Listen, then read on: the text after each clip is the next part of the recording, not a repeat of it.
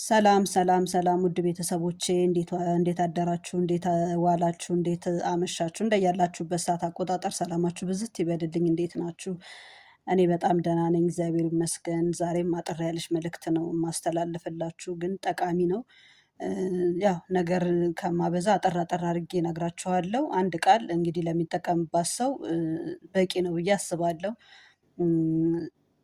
ከማታውቁኝ ቤተሰቦቼ ቻናሉን እንግዲህ ተቀላቀሉኝ። ያው ሰብስክራይብ፣ ሼር እያደረጋችሁ ለሌሎች እንዲደርስ አድርጉ። እናንተ ብቻ አይታችሁ ዝም አትበሉ፣ ለሌሎችም እንዲደርስና እንዲጠቀሙበት አድርጉ። ምንድነው ዛሬ አንድ እህት አለችና ከኦርቶዶክስ እምነት ወደ ፕሮቴስታንት ያውም የሄደችው ተሳድባ ነው። ማርያም ምንድናት ማናት? እኔ ምን ስለሆንኩ ነው እሷን እንትን ምለው ፍጡር ማመሰግነው ምናምን ብላ ብዙ ነገር ተሳድባ ወደ ፕሮቴስታንት እምነት ትሄዳለች ማለት ነው። ከዛ ጎረቤትም ምንም ቤተሰብ ኧረ ተይ ብትባል አትሰማም። ኧረ እኔ እንደዚህ አይነት እንትን የለም ምናምን ብላ ተሳድባ ወደ ፕሮቴስታንት ትሄዳለች ማለት ነው። ከዛ ያው አጠር አጠር አድርጌ ነው የምነግራችሁ። ከዛ ተሳድባ ተወጣና ከክርስትና እምነት ፕሮቴስታንት ሆና ታገባለች።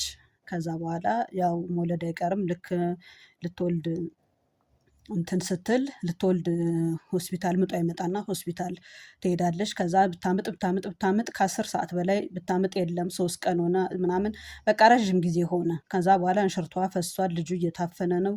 ኦፕሬሽንም ለማድረግ ግራ ይገባቸዋል። ምን በቃ በጣም ግራ ይገባቸዋል ሁሉም ማለት ነው። ከዛ ልክ እንደዚህ አሁን 10 ደቂቃ ከ10 ደቂቃ በኋላ ትወልጃለች ተብላ ከ10 ደቂቃ በኋላ ልትወልድ እንትን ስትል 10 ደቂቃ ይቀርሻል በቃ ትወልጃለሽ አሁን ሲሏት፣ ከዛ በኋላ ስትታይ ዶክተሩ ይሄ ሆድሽ ውስጥ ያለው አንዴ ወደ ላይ ይሄዳል፣ አንዴ እንትን ይላል፣ በቃ የሆነ ሄድ መጣ ነው የሚለው። እኛ በጣም ግራ ተጋብተናል። እንደውም ሰው ይሁን አውሬ ይሁን አይታወቅም ሆድሽ ውስጥ ያለው። እኛ በጣም ስለከበደን እንደውም እዚህ ሀገር በሰርጀሪም በምንም መውለድ አትችይም፣ ስለዚህ ወደ ሌላ ሀገር ነው ሄደሽ ከሀገር ውጭ ነው ሄደሽ መውለድ ያለብሽ ይላታል ማለት ነው። ከዛ እሺ ብላ ከሀገር እንዴት እንደዚህ ሆናለሁ ምናምን ብላ በቃ በጣም ትጨነቃለች። ከዛ በኋላ ሰዎቹም ያው አንቺ እኮ እመቤቴን ስለካድሽ ነው፣ እመቤቴን እኮ ይቅርታ ብታያት ምጥሽ ይመጣል እኮ፣ ለምንድን ነው እንደዚህ የምታደርጊው? አንስቴ እመቤቴ ይቅር በይኝ ብለሽ እስቲ ጸልይ ይሏታል ማለት ነው።